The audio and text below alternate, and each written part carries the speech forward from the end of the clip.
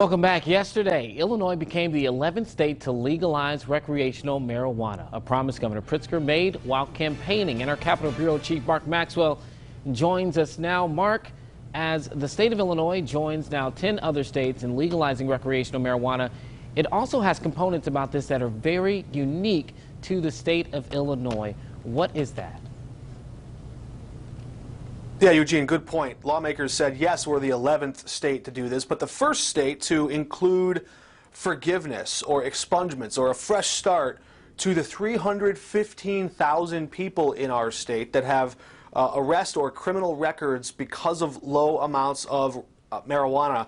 And the governor is stepping in to also issue pardons for people who were caught with up to 500 grams. That's a more tedious process, but this is the first bill of its kind. New York just recently tried to do something like it, a state where they too have a Democrat in the governor's mansion and Democrats in control of the House and the Senate, but they failed. They couldn't get it done. Yesterday at a press event in Chicago, Democrats and Republicans both said it was Governor Pritzker who made the difference, playing the role of closer in those really complicated negotiations that factored in so many societal considerations about how this would change the future and try to rectify some of the things in our past here in Illinois.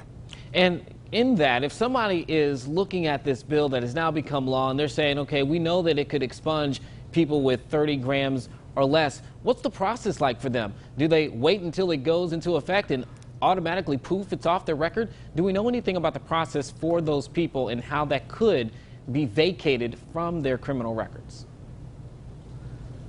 Yes, so that's a great question. Again, this is 1 out of every 40 men, women, and children in Illinois. So this is a lot of people. There's 3 buckets. If you got arrested, but you weren't charged, you were just arrested, that's on your record. Sometimes that stops you from getting a job. Those arrest records will be expunged, completely erased, as if they were never there instantly. That's done. There's a second bucket. That's when you got arrested and charged. You have a conviction on your record. That has to go through the Prisoner Review Board, and it has to go through a more tedious process, but it will be essentially automatic. There will be a process there. There's a third, and this is the trickier one. If you got caught with more than 30 grams, up to 500, essentially if you were a dealer of marijuana and you face drug charges of that kind, you have to go through a court review process, and that could take some considerable time, and judges and county prosecutors can dig through the details and look and make sure they're not letting back onto the streets, say, a violent offender or something of that nature. But that's a more heavily scrutinized process, and those are the different categories of how this expungement will take place. All right, so outside of that, what are some of the other kinks possibly within this law now that need to be worked out before it takes effect?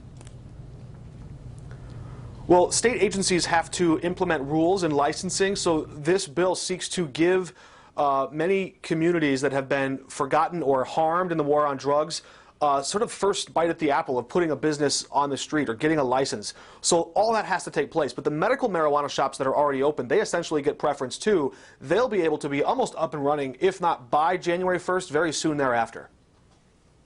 Well, it will be interesting to see once all of this kicks in. As always, our Capitol Bureau Chief, Mark Maxwell, thanks so much for joining us today, man. We'll be right back.